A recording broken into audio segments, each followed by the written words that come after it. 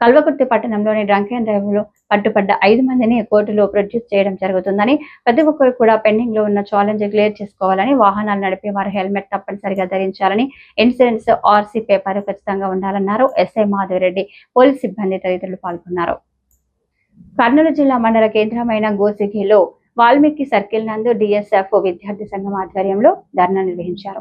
ఈ కార్యక్రమాన్ని ఉద్దేశించి డిఎస్ఎఫ్ జిల్లా అధ్యక్షుడు ధనాపురం ఉదయ్ వినోద్ మాట్లాడుతూ, కోసిగి మండలంలో విద్యారంగ సమస్యలు పరిష్కరించాలని, అలాగే హాస్టల్లో నెలకొన్న సమస్యలు కూడా పరిష్కరించాలని, కోసిగి ప్రాంతంలో అదనంగా హాస్టల్ ఏర్పాటు చేయాలని, అలాగే డిగ్రీ కళాశాల ఏర్పాటు చేయాలన్నారు.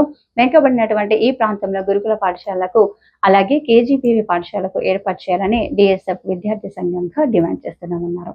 విద్యార్థుల హక్కులను హరించే జీవోను తక్షణమే రద్దు చేయాలని, ప్రభుత్వ ఉత్తర్వులు ప్రజాస్వామ్య విరుద్ధమేనని తక్షణమే ఇచ్చినటువంటి సర్క్యులర్ ను వెనక్కి తీసుకోవాలని రాష్ట్ర ప్రభుత్వానికి డిమాండ్ చేశారు. ఈ కార్యక్రమంలో ప్రభుత్వ పాఠశాలలో ఉన్నటువంటి విద్యార్థులు పాల్గొన్నారు.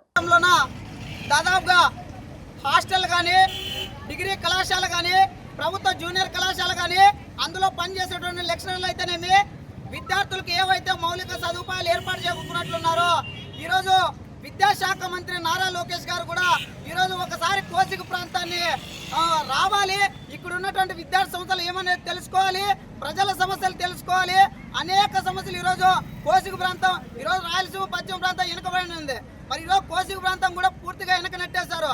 ఇక్కడ ఉన్నటువంటి జూనియర్ కాలేజీలు అయితేనేమి, డిగ్రీ కాలేజీలు అయితేనేమి, ఈరోజు కేజీబీవి కానీ, గురుకుల పాఠశాలలు అదనంగా ఏర్పాటు చేసి ఇక్కడ ఉన్నటువంటి విద్యార్థులకు న్యాయం చేసే విధంగా విద్యాశాఖ అధికారులు చూడాలని మేము డిఎస్ఎఫ్ విద్యార్థి సంఘంగా విన్నవిస్తాం. కూడా ఇక్కడ విద్యార్థులంతా ఏకం చేసుకుని ప్రత్యేకంగా విద్యారంగ సమస్యలను పరిష్కరించాలనేసి ఈరోజు డిఎస్ఎఫ్ విద్యార్థి సంఘంగా మేము డిమాండ్ చేస్తా ఉన్నాం. నా పేరు ఉదయ్ కుమార్, డిఎస్ఎఫ్ జిల్లా అధ్యక్షుడు.